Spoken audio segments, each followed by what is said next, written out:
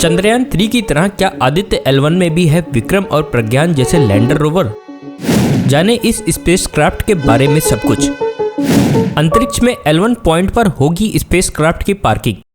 नमस्कार दोस्तों, मैं रतन सिंह और आप सभी का ट्रिगर न्यूज में स्वागत है। अब तक भारतीय वैज्ञानिक सूर्य के अध्ययन के लिए जमीन से टेलीस्कोप का सहारा लिया करते थे या फिर नासा यूरोपीय स्पेस एजेंसियों के मिशन से मिले आंकड़ों पर भरोसा करते थे, लेकिन अब भारत खुद सूरज की ओर छलांग लगाने जा रहा है। इसरो का आदित्य L1 मिशन भारत को उन खास देशों के क्लब में शामिल कर देगा जिन्होंने सूर्य के अध्ययन के लिए अपने मिशन अंतरिक्ष में भेजे हैं। सभी की निगाहें शनिवार 2 सितंबर को होने वाले आदित्य L1 के लॉन्च पर हैं। आदित्य L1 को धरती से 15 लाख किलोमीटर की दूरी पर लैग्रेंज पॉइंट पर स्थापित किया जाएगा। ये सूर्य और पृथ्वी के बीच की दूरी की 1/प्रतिशत हिस्से पर है। इसरो के मुताबिक आदित्य L1 को निर्धारित दूरी तय करने में करीब 4 महीने का समय लगेगा। आदित्य L1 की लॉन्चिंग जैसे जैसे करीब आ रही है, वैसे ही सभी की उत्सुकता भी बढ़ती जा रही है। इसी के साथ ही आदित्य L1 स्पेसक्राफ्ट के बारे में भी लोग जानना चाह रहे हैं। हाल ही में चंद्रयान 3 की ऐतिहासिक मून लैंडिंग अभी भी लोगों के दिमाग में ज्यादा है। ऐसे में लोगों के मन में एक सवाल ये भी है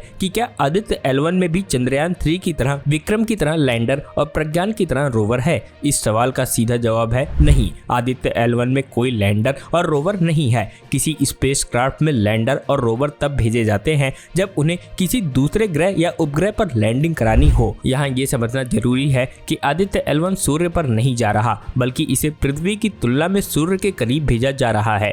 आदित्य L1 को सूर्य पृथ्वी प्रणाली के लैग्रेंजियन पॉइंट के चारों ओर कक्षा में स्थापित किया जाना है। इस पॉइंट पर स्थापित करने की भी खास वजह है। ये सौरमंडल में ऐसा बिंदु है जहां पर सूर्य और पृथ्वी एक दूसरे के गुरुत्वाकर्षण को बेअसर कर देते हैं। यानी यहाँ अगर किसी वस्तु को पहुंचा दिया जाए तो न वह पृथ्वी की तरफ गिरेगी और न ही सूर्य की तरफ जाएगी। इसे पृथ्वी और सूर्य के बीच पार्किंग पॉइंट भी कहा जाता है। एक बार जब आदित्य L1 इस पार्किंग स्थान पर पहुंच जाएगा तो यह पृथ्वी के समान गति से सूर्य की परिक्रमा करने में सक्षम होगा। इसका मतलब यह भी है कि उपग्रह को संचालित करने के लिए बहुत कम ईंधन की आवश्यकता होगी। L1 पॉइंट पर स्थापित होने के बाद आदित्य L1 सूर्य का अध्ययन शुरू करेगा। PSLV C-57 रॉकेट के साथ लॉन्च किया जाएगा। 44.4 मीटर लंबे इस रॉकेट की भार उठाने की क्षमता 421 टन है। इसके मुहाने पर आदित्य L1 अंतरिक्ष यान को रखा गया है, जिसका वजन 1480.7 किलोग्राम है। आदित्य L1 में 7 पेलोड लगे हैं,